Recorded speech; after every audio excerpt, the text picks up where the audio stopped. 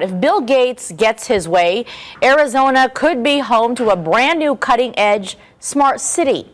A real estate investment firm owned by the computer billionaire recently bought a giant plot of land in the far West Valley for $80 million. All right, well, billionaire Bill Gates is feeling it. He's dropping some major cash to build a brand new city of the future. Gates snapping up 25,000 acres, thousands of acres in Arizona. That's huge. Price tag $80 million. Well, he is, of course, one of the richest men in the world, and he just bought a big piece of land right here in Arizona. But what will billionaire Bill Gates do with 25,000 acres in Tonopah? Next comes the fun part. The co-founder of Microsoft plans to build a smart city with cutting-edge technology about 50 miles west of Phoenix. 80,000 homes and plenty of room for industry with high-speed data centers and self-driving cars. Are you ready for this, Bill? Hit me. The name of the city, the new city, will be Belmont. According to Bill Gates, you only need these invasive electronic tattoos. And he is actually touting them to be a far more subtle alternative to today's mobile devices. But here is the truth about what is actually signifying. Think again, and think again deep. The Bible said is going to happen is happening. That should make you just really walk with the fear of the Lord. That should make you be like, man, I can't be playing around with the things of God. And so think about this. If they were to do away with phones, right? Everybody's already, we've talked about this so many times. You take your debit card, right? You swipe it, then they put the chip, right? And so they're kind of warming you up. Then they started making you tap the card. Then they started making you tap the phone. And remember, we've been saying this for years. Eventually, they're going to put the phone inside of you some type of way. And now they're talking about a tattoo. And the crazy thing is that with the click of a button, they can... So, with a click of a button, they can actually just stop that service from operating. I should tell you that. So you might be wondering, what exactly are electronic tattoos? Because Bill Gates is a bit hideous when it comes to his electronic tattoos. Well, think of them as temporary skin applications. Temporary is in the sense of COVID temporary, that use smart ink that is filled with nanocapacitators. And of course, these tattoos can communicate with surrounding devices, letting you do things like send messages, browse the web, or even unlock doors, all with a simple swipe or a gesture. And this is something that we might say beyond communication. Well, what is beyond communication in this case? Well, these tattoos could also monitor vital signs like your heart rate, body temperature, and even detect potential health issues before they become serious. Well, at the White House, CEOs of some of the nation's biggest tech companies sat down for a dinner with President Trump. And at the table, 33 people in total, including Tim Cook, Sam Altman, Bill Gates, and Mark Zuckerberg, just to name a few. Here's some of what the president had to say as the night began. I just want to thank everybody for being here. I want to thank the media. They've been very nice lately, although I'm still here. So we have to... They made a couple of bad predictions. That was not good. I've never had that feeling before. I went to an event and people are coming up to me and saying, "You're still here." I said, "What do they mean by that? I didn't hear about this." But anyway, I do. The press has been great in terms of this industry, and they understand the importance of it. This is taking our country to a new level. We're leading the world. We're leading China, but we're leading the world by a lot, and we're leading it because of the people around the table. And all I can do is implement and make it a lot easier for you, and I'll be doing that 100%. The biggest tech names will be here at the White House for that event in the newly renovated Rose Garden. Now, that iconic space, of course, on the south side of the White House, just on the other side of where I'm standing now, it looks entirely different after these major renovations that happened there. Now, it was this once green expanse. Now it's paved over, and we see patio tables, chairs, as well as those umbrellas out there in the newly renovated Rose Garden. So that's where these business and tech leaders will be later this evening, including Meta's Mark Zuckerberg, Apple CEO Tim Cook, Microsoft founder Bill Gates, OpenAI CEO Sam Altman, Google CEO Sundar Pichai, and Oracle CEO as well going to be there. A long list of names, but one of those that is missing from that list is Elon Musk. Of course, we saw that quick rise, quick fall out of President Trump's graces, all of that playing out here at the White House. Musk says he did receive an invite but he's sending a representative instead. That was in a post on X. Now, I'm told by a source that tonight's event in the newly renovated Rose Garden, it's going to look similar to what you might see at Trump's Mar-a-Lago estate in South Florida. So this is going to be something to watch because it's the first one in the Rose Garden since it's been renovated. Nicole? Yeah, and no Elon Musk. Very interesting. All right. And a big day and night for tech in Washington, D.C. Some of the Bay Area's wealthiest and most powerful techies traveling to the White House to talk AI. Here's our business and tech reporter, Scott Budman. Yeah, as we speak, the White House is preparing to host a dinner featuring several high-profile CEOs, among them Sam Altman of OpenAI, Mark Zuckerberg of Meta, and Apple CEO Tim Cook. The topic? Technology, which was also on the agenda earlier today when First Lady Melania Trump hosted some Silicon Valley dignitaries to the White House to talk AI.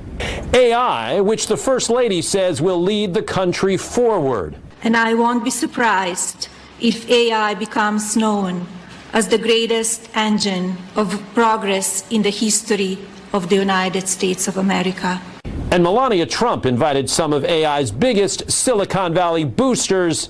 This is all in the service of helping the next generation to solve problems, fuel innovation, and build an incredible future.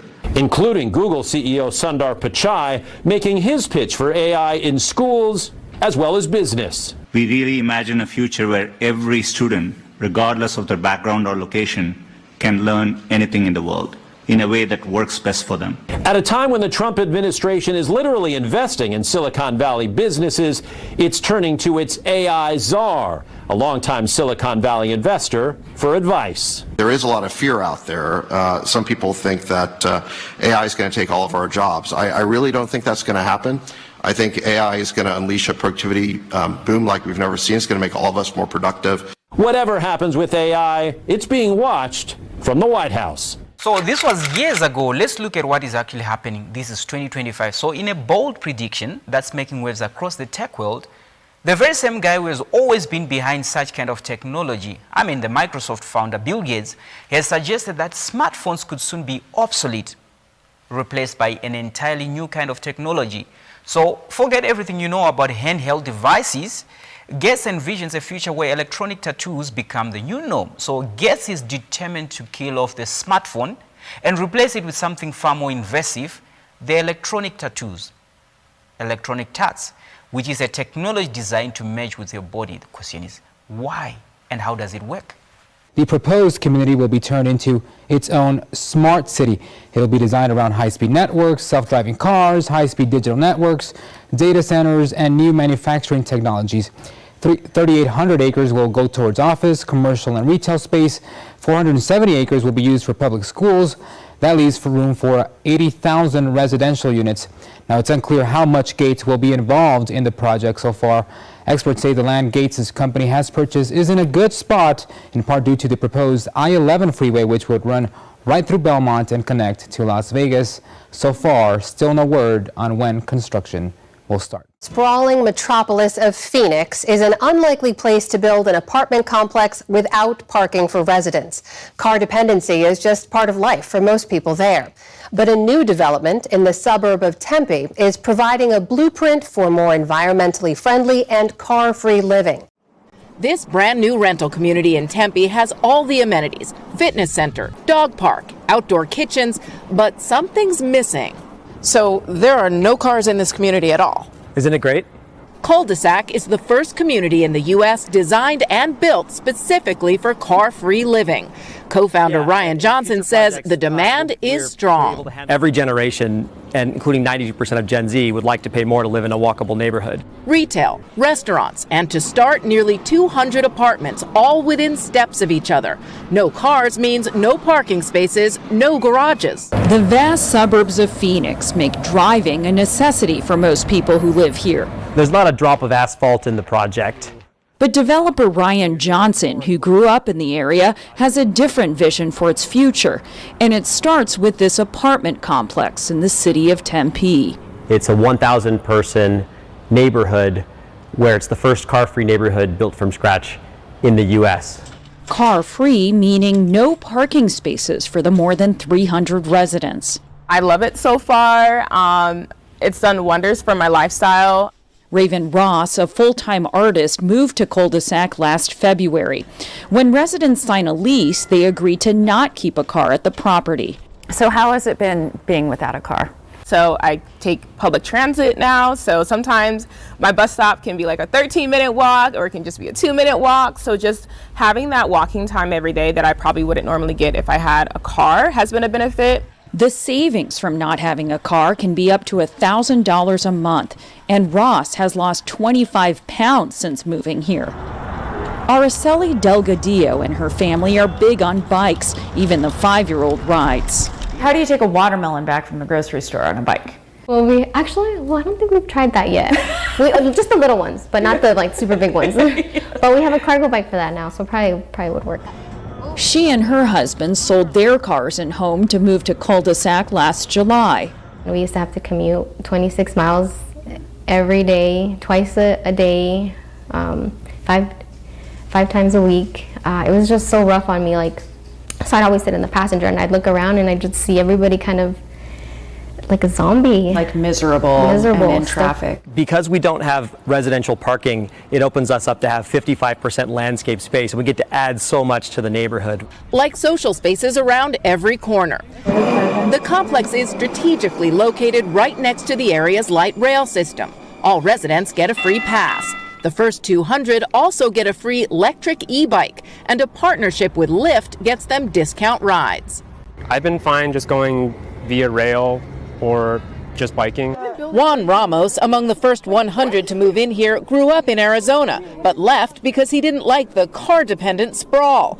At 27, he just came back and says living car-free has opened his eyes. Frankly, for most of the apartments I've lived in for years, I've never even talked to my neighbors. I know people, like, that's Pete over there, that's Ben over there, and I'm like, that's the first time I've said that.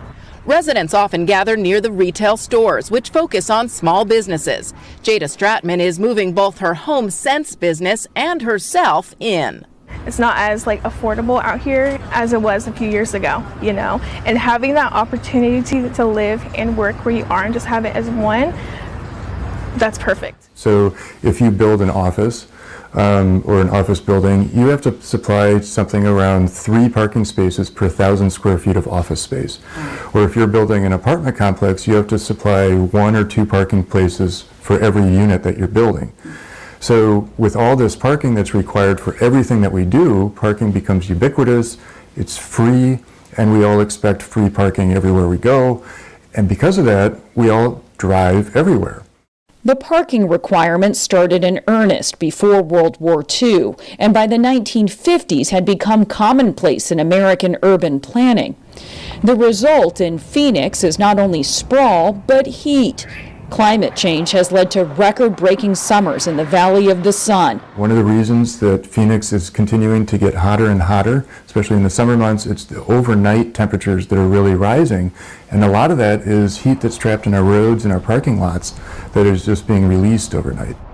With a mind toward climate change and sustainable development, Tempe's parking policies are evolving. So we've reduced our parking requirements, especially if you're attached to a major public transit route, for example. We've made it easier to have less parking. We've also made our buildings face a street, face the pedestrian environment, face public transit, rather than having a building separated by a large parking lot from the street. It's better to build walkable neighborhoods. It's better for climate.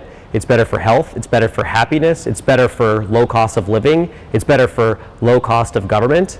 It's a better way to build cities, and it makes for a better life.